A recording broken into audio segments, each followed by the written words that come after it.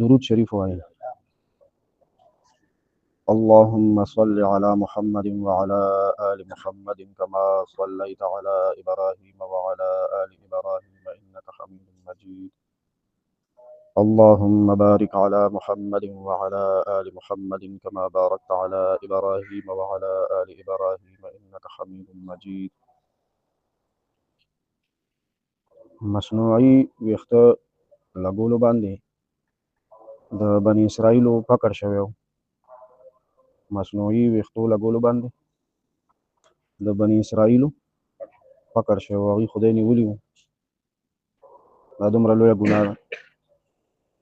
پردي ویښته لګول دومره غټ جرم او ګناه ده چې بني اسرائیل دا قوم دی الله پاک د دې ګناه په وجه عذاب کې راګیر کړي. 1443 نمبر حدیث شریف دی. 1643 نمبر. وعن حمید بن عبد الرحمن، د حضرت حمید بن عبد الرحمن رحمه الله نه دا حدیث روایت دی. دا په مشرانو تابعینو کې دی. الله پاک دې په رحم وفرمایي. انه سمع معاویه رضی الله تعالی عنه، دې تابعی رحمه الله نبی علیہ السلام یو صحابي دی جلیل القدر صحابي حضرت معاویه رضی الله عنه نه دا خبر واوریدا عام حج د حج په کال باندې د حضرت معاویه رضی الله عنه نه دا واوریدا علی المنبر، و منبر د پاسه حضرت معاویه رضی الله عنه منبر د پاسه تشریف فرماو. دا خبر یو کو حمید بن عبد الرحمن رحمه الله واورید امت ته را نقل کړ. وتناول قصه من شعر كانت في يد حرسي، حضرت معاویه رضی الله عنه د ویختو یو جومپکا په خپل لاس کې نیولې و چې هغه یو څوکیدار له لاس کې ورکا. د ویختو یو جومپکا راخسته و او څوکیدار لا پهردار له لاس کې ورکا، د هغه لاس کې و. دا دغه وخت کې د مسلمانانو ته دا مسله خودله د ویختو دا ګونچکه چې لاس کې راخسته ده. فقال حضرت معاویه رضی الله عنه فرمایل یا اهل المدینه، اے د مدینه پاک اوسیدونکو، اے د مدینه پاک اوسیدونکو، عین علماءکم، تاسو علما چرته دي؟ تاسو علما چرته لاړ؟ دا ګناه کیږي او علما د هغې په حق له چپ دي، څه نه وایي. چرته دي ستاسو علما؟ مطلب دا دی دا ګناه کیږي لګیا دی او عالمان چپ دي، خاموش دي. دا ولې؟ عالمانو لا د دې ګناه په خلاف आवाज اوچتول پکار دي. او بیا خبره کوي سمعت النبي صلی الله تعالی علیه وسلم، حضرت معاویه رضی الله عنه خو صحابي دی، هغه فرمایي ما د نبی پاک صلی الله علیه وسلم نو اوریدلی دي ينهى عن مثل هذه، چې نبی علیہ السلام با په خپل مبارک ژوند کې د دې عمل نه منع فرمایله. د کوم عمل نه؟ یو کس چې پردي ویښته ځان ته لګوي، پردي ویښته لګول حرام دي.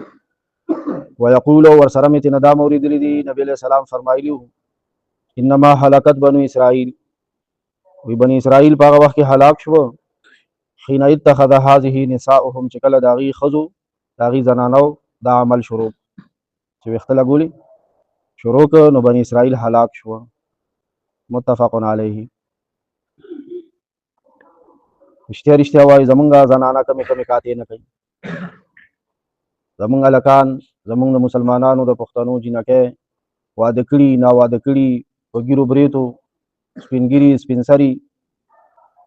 الله پاک دې زمونږ او ستاسو د ټولو حفاظت وفرمایي. د حدیث په شرح کې یو دا خبره شوې ده ارباب اختیار چې د چا په لاس کې اختیارات دي، هغه د ملک اختیارات دي، که د صوبې اختیارات دي، که د ضلعې اختیارات دي، که د تحصیل وي، که د یونین کونسل وي، که د کلي وي، که د محلي وي، که د یو کور اختیارات دي، کینی په ځان خودار چې اختیارات شته. ارباب اختیار خلق چې وګوري چې یو برایي خوريږي په دې لازم دي چې دا برامنې کوي، دا ګناه به دې ته به ډبه چیرې ساری وي. بدقسمتۍ سره مونږه برایي له نورم مخه ورکوو او بانه راته څه جوړېږي څه به ښځې نه مني. نو ښځونه کې چې ښځې نه مني د مات کټ بازو در کره نشته. نو داسې به ووایو چې نه یو شوي، څه کې نه یو شوي. خو داسې نه ده چې دی ښځو نه مجبوره دی، د دم دا برایي خوښه ده، د ده دا برایي خوښه ده. بس څه دی پرې چې استاد کوڅې له ورشي، دا خو ذمه داري ده. الله پاک قرآن شریف کې ویلي دي لولا ينهاهم الربانيون والاحبار عن قولهم الاثم واكلهم السحت لبئس ما كانوا يصنعون. الله وی پیر او عالم، پیر او عالم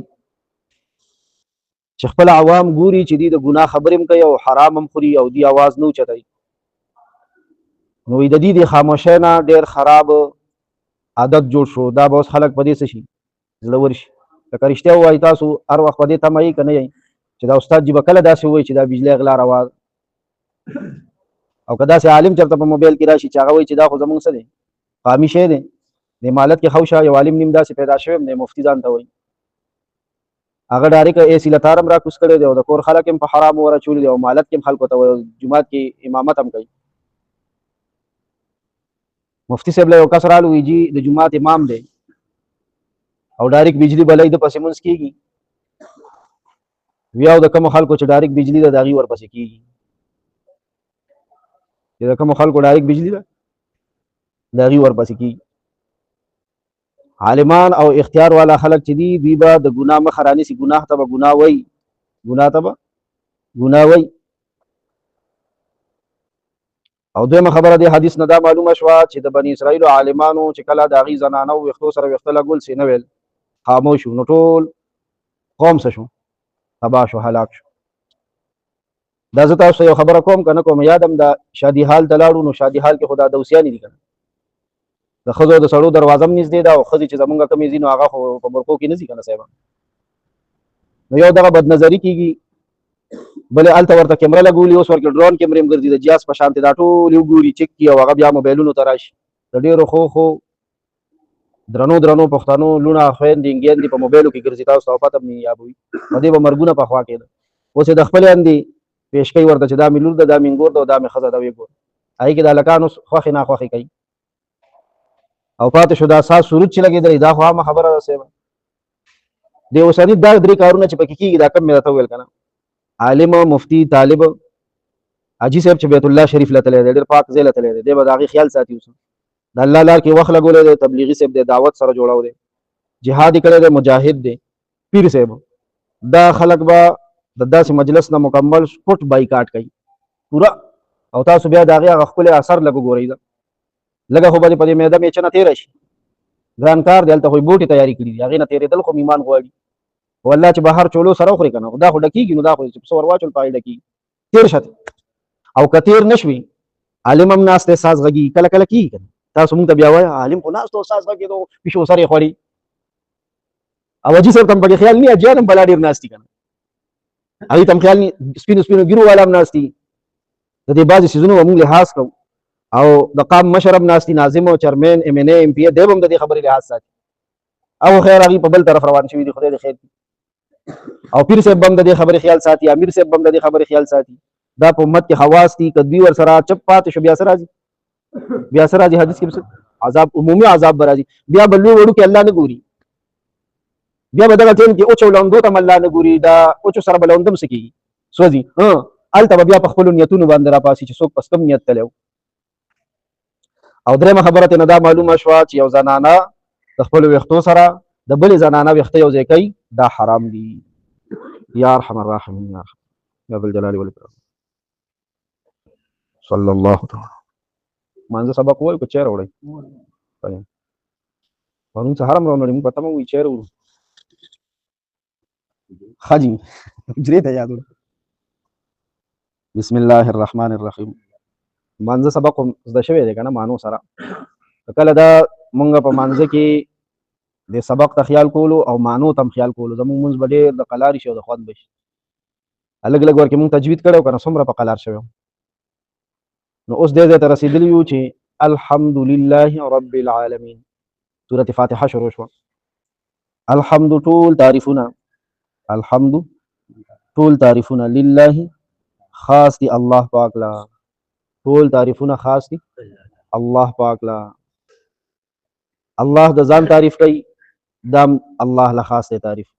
अल्लाह द मखलूक तारीफ़ कई, दा तारीफ़ हम ख़ास है अल्लाह ला। मखलूक द अल्लाह तारीफ़ कई, दा तारीफ़ हम ख़ास है अल्लाह ला। मखलूक द मखलूक तारीफ़ कई, दा सलोर वाला क़िस्म तारीफ़ुना ख़ास है अल्लाह ला। व सल्लल्लाहु तआला अला